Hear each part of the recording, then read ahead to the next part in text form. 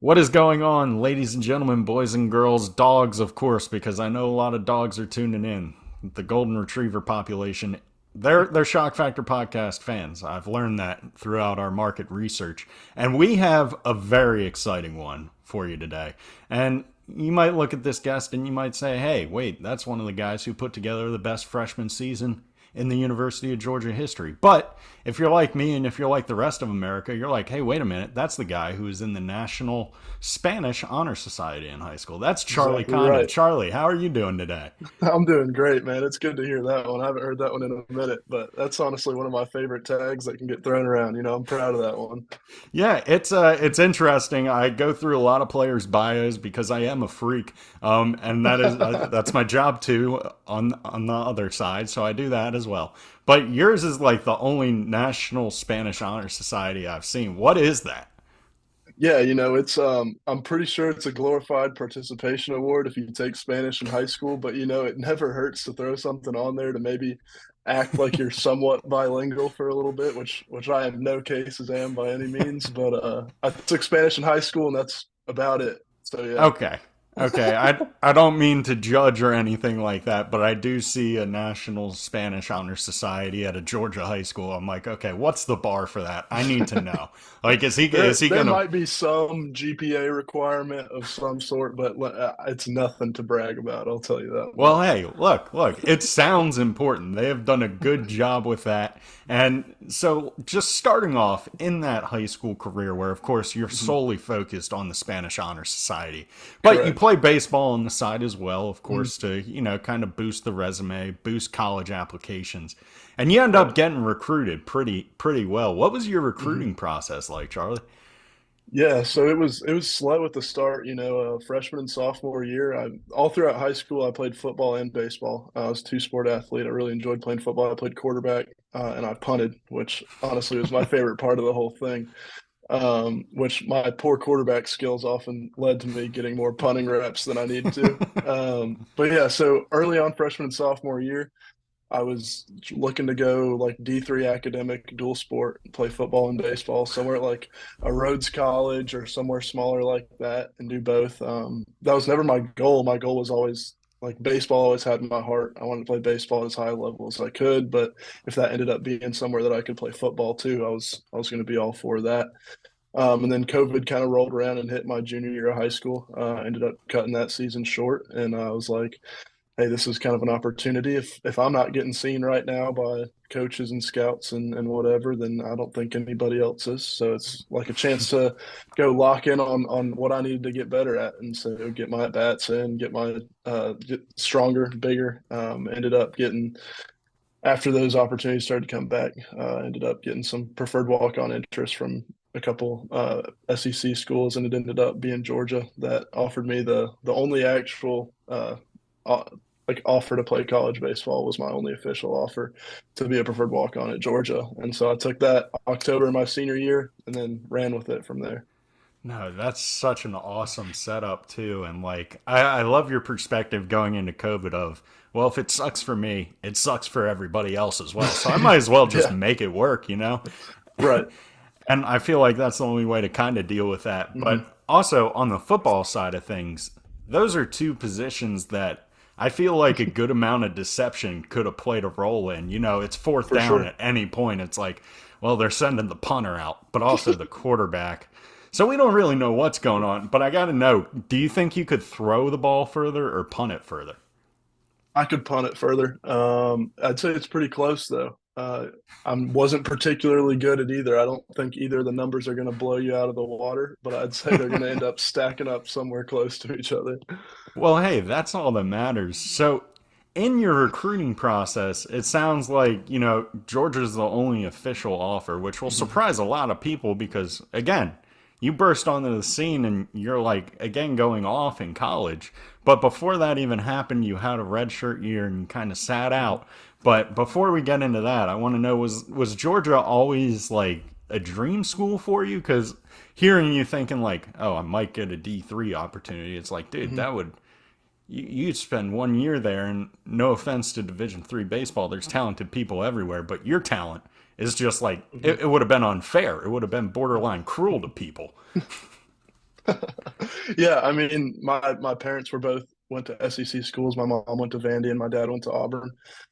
So I kind of always grew up being a Southeastern Conference fan, even though my sister went to Georgia. And so that's kind of what initially my older sister. So she ended up kind of getting me thinking about staying in state and being a Georgia fan. My cousin played football here. He played tackle for a couple of years here before I got here.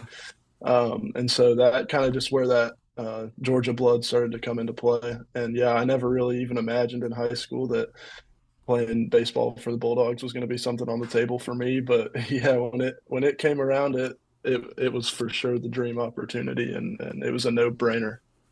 So, from what you're saying, it sounds like if high school you, like 5 years ago, met Mhm. you right now, they would just be like, "Whoa, whoa, whoa! 1 second, what the hell happened? What happened in You got this to catch me process?" up. Yeah. So, what would you say it was for you that allowed you to developmentally, like, get to where you were at, to where you're getting these SEC walk-on offers, which is by no means easily done by any Mhm. stretch of the imagination. It's stupid that baseball can't offer everybody scholarships, which Yeah. that's an I won't bore you with all that. That's stupid. Yeah. But what was it that kind of set you apart?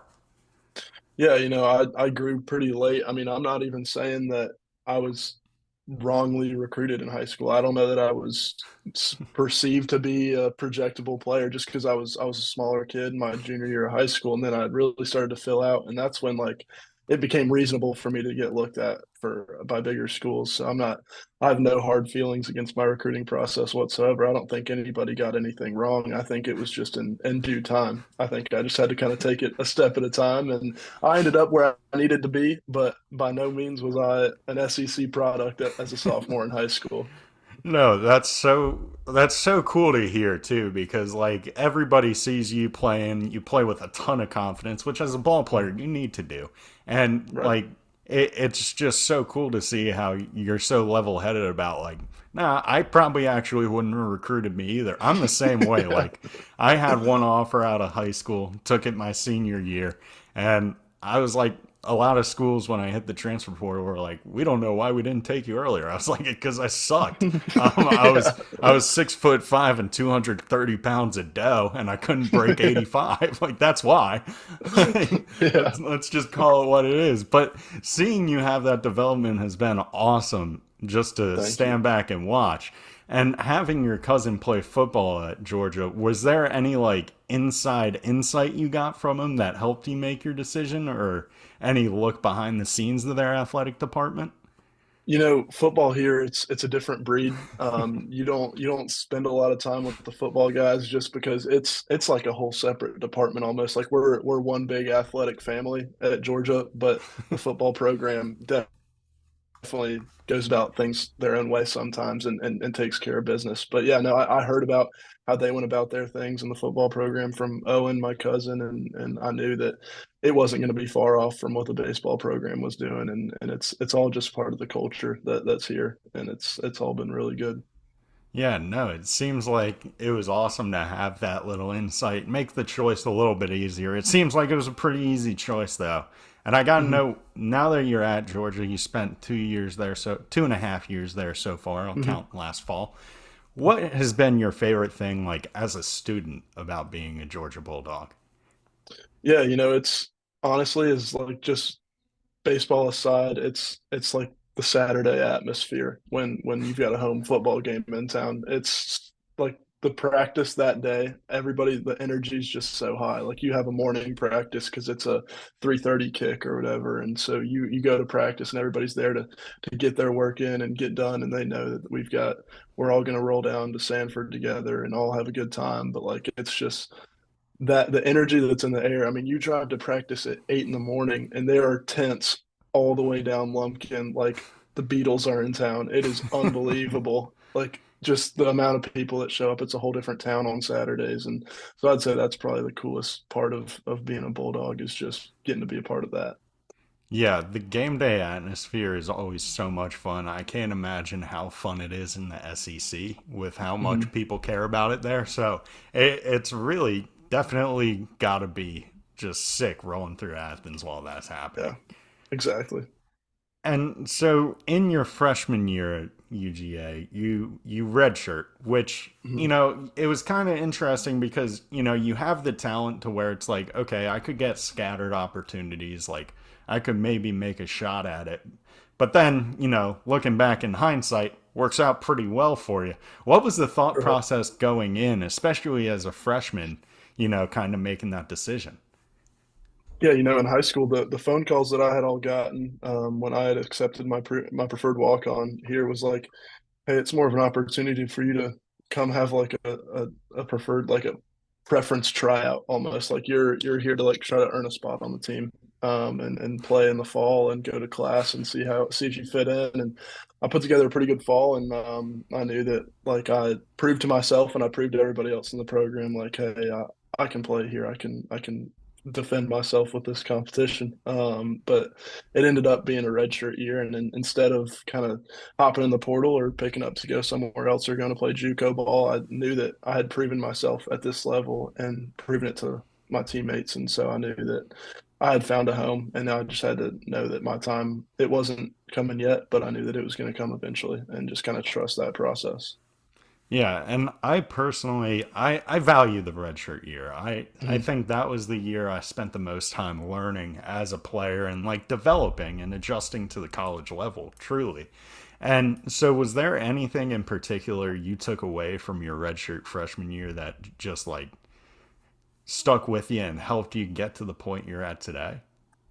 Yeah, I mean the situation that I was in, I was getting to like stand in the dugout and be a part of all that and get a front row seat to SEC competition and a roster that was loaded with fifth and sixth year guys, and just seeing how slow they made the game look and how like from my perspective it looks like things are going 100 miles an hour, which I mean they literally are. But like the game's just going so fast. But these guys, like just watching guys like Connor Tate, who I got to play with last year, and guys like that, just make it look so slow, and really take control of the game and not be thrown to the wolves right away. It was something that I'll like. You can't put a price tag on that and how valuable that is. So just getting to see that without getting thrown right into it, I'd say was the most important thing. Yeah, absolutely. And like that's a perfect way of putting it of like you get to be up close, as close to the action as you can be in without Mhm. actually being in it. And it sounds like you really took that time to just find different ways to slow the game down for yourself, which Mhm. I mean, clearly it's worked out pretty well for you. Thank you, So thank you. in easing your way into college baseball, you took the next step, of course, after your freshman year, which is playing summer ball your freshman year. And you were in the Northwoods League, I believe, correct? Correct. And you had a lot of success. You had a really good summer there. What was it that, kind of allowed you to adjust? Because that's your first time. Like, you have the fall and you have the spring. And I'm sure in your redshirt year, anytime someone needed to get live work in, it was like, Mhm. okay, this is my game day. This is when I get my live Exactly. ABs. It was Yep. always like, who wants to see pitches? Well, the redshirt guys will be there because, that's just the way it is. Right. And so I'm sure you had a lot of time seeing pitches, but then Mhm. when you really just hit the ground running as soon as summer ball started. Yeah, no, thank you. Yeah, Wednesday afternoons are red shirts, Friday nights. There's no way around that. But yeah, after sitting in the dugout for a whole spring and watching, I mean, you get up there in Minnesota and you get turned loose, and it's 74 games of baseball back to back to back, and it's like, all right, I've been pent up wanting to play baseball for so long that you get released, and it's just trying to keep your head on straight. I'd say the most challenging part about the Northwoods is definitely there's not a lot out there other than baseball. So it tests your mental big time. Like if you're struggling or going through it, it's you in the game and maybe your roommate and in my case the cat that lived in the basement with me. But like it was just it really isolates you and you got to learn to deal with your own inner battles and handle that. And that's I think was a big part of that summer was getting used to the road trips and the playing every day and playing with new people and figuring all that out. It was a big advantage. Yeah, and the red shirt year is like those guys coming into summer ball are like though you fear them because they Yeah. have just been sitting on the edge of their seat all season, chomping at the bit to get their opportunity. Whereas, like, a lot of the attitude around summer ball, that you'll experience is like guys they just played 64 games on a really good team. They show up Right. and they're like, God, I want to go to the beach just for like a day. Like Yeah. there is really so much value in taking like a 2 day break before going to summer ball, where you just Yeah. have like a summer day and then you get the itch out, because then you show up to summer ball just caring a little bit and you do Right. so much better. But That's all you need. That's all you need. but the redshirt year is like that little 2 day trip on steroids. It'll send you crazy into a frenzy, which it did for you. And you roll that into, again, one of the most impressive freshman seasons of a Georgia player in the history of the school, which, Charlie, I don't know if you Thank you. know this about Georgia. It's been around for a long time. Very Yeah. long It's a time, I long. believe. Yeah. And so what was, your redshirt freshman season like, the one you just played? Because I'm bad at Mhm. distinguishing between the two.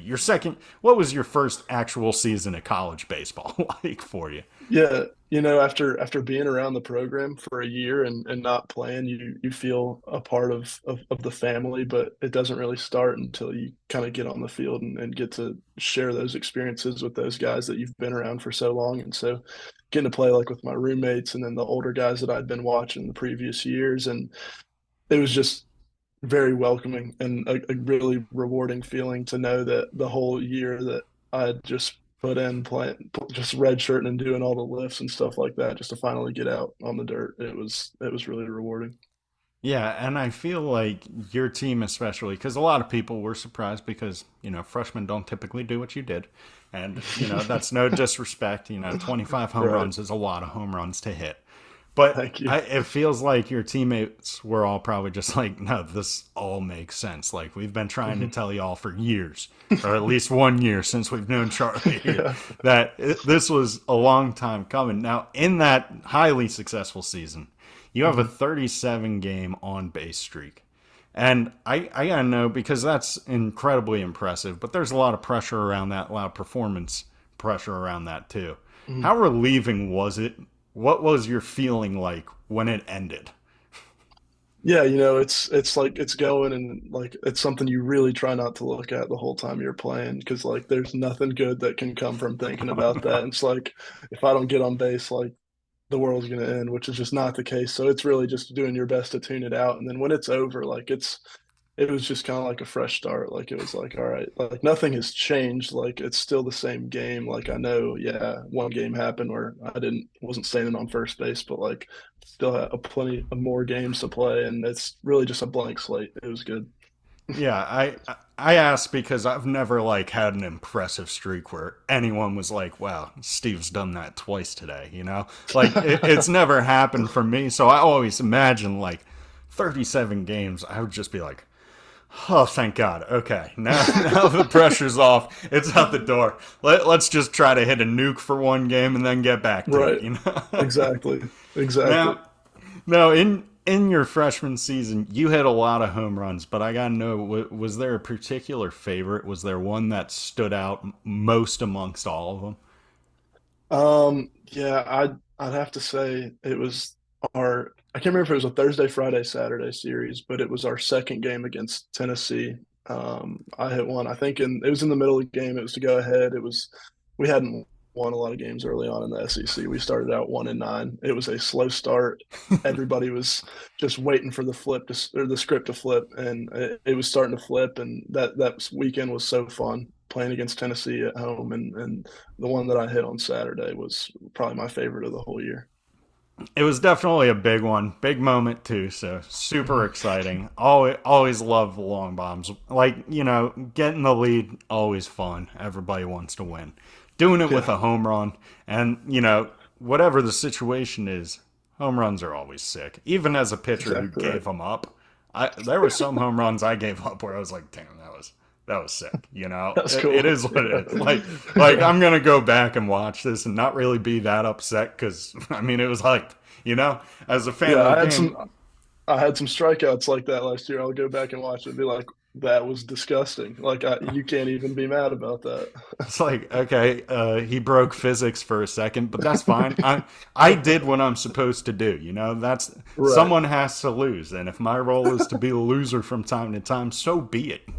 Cool. Yeah, But exactly. so you have a lot of success in the Northwoods League over summer. You play 70 games, and you're like, hey, wait a minute, that was way too many. I don't want to do that again. So this summer, I'm going to play like 15, but I'm going to do it for Team USA, just against the best competition in not just the nation, but the world now. So, Yeah. what was your Team USA baseball experience like? That was the most fun I've had playing the game of baseball, like since I can ever remember. Because I mean, just the whole on the field aspect and the off the field aspect. Getting to you live in a hotel room with all the guys for 3 weeks or however long the trials and then the series are, and so you're getting to meet guys that you've heard about or not particularly met or played against, and so getting to share the field with them and go through the whole trials process and then go play a team from that doesn't speak the same language as you, and they're also in the hotel, and y'all are going down to the lobby and playing ping pong together, and they're very good, by the way. Team Japan was, but it was so much fun. It was honestly I couldn't draw it up any better. I was extremely grateful for the opportunity and just to get to be a part of that organization and playing those games was so much fun. Well, there is a lot to unpack in that answer, and I got to start off with knowing who is America's best representative on the ping pong table. Who do we got? So Jay Slaviolette and I probably spent I don't even know how many hours just down at that team room, just playing ping pong back and forth. And our series ended up being somewhat close, but those games were always competitive. I'm trying to remember who else was good. I know Drew Beam spent a good amount of time on that table too. But it was a ton of fun. I don't know if there was a clear winner or clear leader, but all those games were fiery and competitive for sure. Yeah, I'd love to be a fly on the wall in that room just to see how it gets. It's literally just the best baseball players in college baseball squaring off on the ping pong table.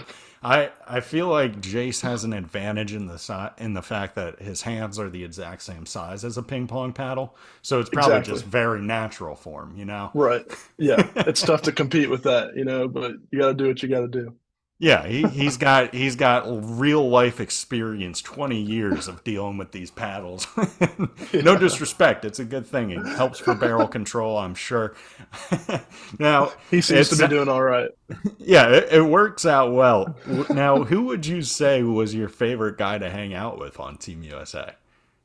Is probably Jace or Jack Caglione from Florida. Those two guys, those were the hitters that I hung out the most with. But I didn't meet a guy in that whole weekend or that whole couple weeks time that I didn't enjoy spending time with. And I think that was the best part of the whole thing is just a bunch of level-headed dudes getting together to play good baseball and spend a month of the summer together was so much fun and get to share those memories wearing that uniform. But I'd say yeah, those two are my guys from USA.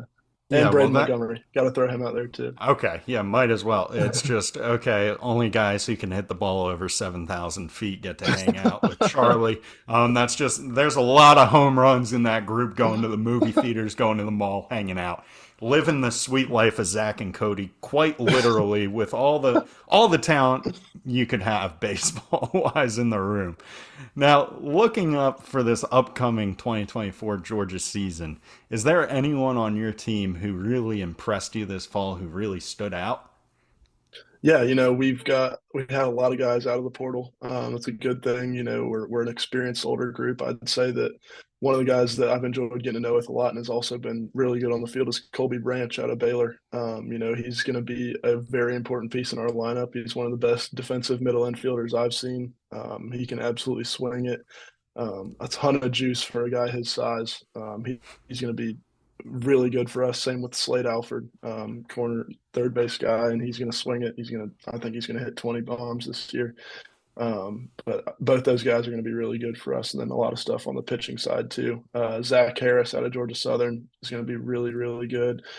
Brant Panther out of Stanford, just all these guys, and then guys that were here before, like my roommate Chandler Marsh and Coleman Willis. These guys are all going to be stepping into new roles and filling spots that are open now. It's going to be so much fun. Yeah, I personally, as a fan of college baseball, am very excited to watch what you guys put together for 2024. Has there been a particular thing you've worked on this offseason that you're hoping, like, whether it be like, oh, I want to get better at inside outing off speed pitches on my hands Mhm. or something in particular? It can be as mundane as that. It could be, oh, maybe I want to bunt single this year. Is there anything you've been working on that you want to accomplish in 2024? Yeah, the main thing I'd say for me this fall is working on defensive versatility. Just being able to play more positions. I played mostly first base and right field. I split those two about 50-50 last year, but this fall I've been thrown as irresponsibly at places like center field and shortstop. And those aren't necessarily places that I'm going to play this spring, but just being comfortable in a bunch of different places on the field is something I've been working on a lot. Could play some third base, could play some left field. Just be a little bit of a moving piece is kind of the main thing that I've been working on. No, that sounds like an absolute blast because, again, it's like if you fail at any of those positions, it's like, okay, well, it's not this one. We'll just do a different one. And there's Yeah, always first base and right field to fall back on. But so if you had to rate your comfort level at shortstop, what would you rate it?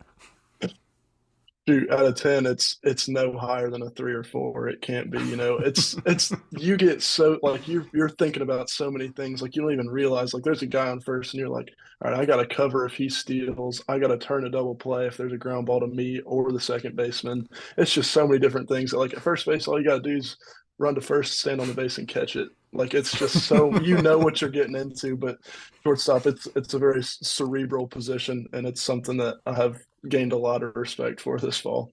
Yeah, shortstop is the one position where it's like, okay, that person could end up doing just about anything this play.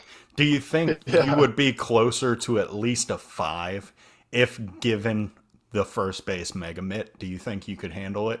Handle it you then? know, I don't know if that's going to help my footwork, and I think that's where I'm Oh, lacking the okay. most. That's fair. Shortstop, the game goes faster than literally anywhere else, Yeah, except catcher, which catcher it goes a little faster because the blood would be rushing to my knees because I'm just yeah. not built for that. I need something to sit on back there. So have you given catcher a shake, or is that just Heck look? no, We aren't even going to experiment with this. that's a liability. I'd need a Home Depot bucket to sit on back there, and it would be bad. No pitcher would want to throw to me. It's You're not getting any stolen strikes, and you're getting a lot of missed strikes that I just dropped. Well, that's fair. And, on the opposite side of it, when you're at the plate, a lot of pitchers probably don't want to throw to you, if I'm being honest with you. So, you don't want to. I always felt a little weird when my catchers would get a lot of hits off me in inner squads because it's like, come on, dude. Like, we're supposed to be tight. Like, You're on you're my supposed. side. Yeah, Yeah, it's like you're supposed to help me out. If you strike out in the inner squad, not nearly as bad as giving up hits because that happens way more. right, right, right, right. But Charlie, I can't thank you enough for taking the time to join us. I am so looking forward to watching you ball out in your Thank sophomore you. season because, again, you've set it up nicely and you just hearing your mindset about the game, it makes me very excited because it's like, okay, he's just gonna go out and play baseball again. Like, this is a guy who's doing exactly what he loves to do. So I Yeah. could not be more excited for you, man. Thank you. I appreciate it. I thank you for having me on here. It's been fun. It's always good to catch up with you, and looking forward to seeing you maybe some this spring. Absolutely. I'm going to have to make it down there. It sounds too good to miss. Absolutely, it will be.